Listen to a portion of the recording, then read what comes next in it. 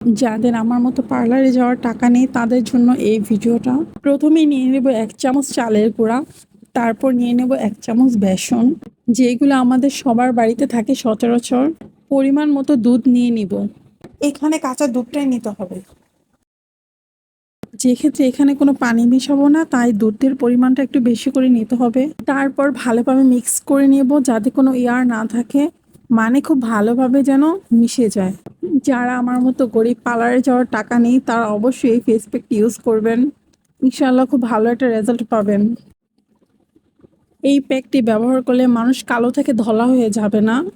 Pack ব্যবহার করি কারণ আমরা চাই সবাইটি হেলদি স্কিন। পুরো ফেস প্যাকটা আমরা ফেসে ভালোভাবে ঘষে ঘষে দিচ্ছি যেন ফেসের ময়লাটা খুব ভালোভাবে বের হয়ে যায়।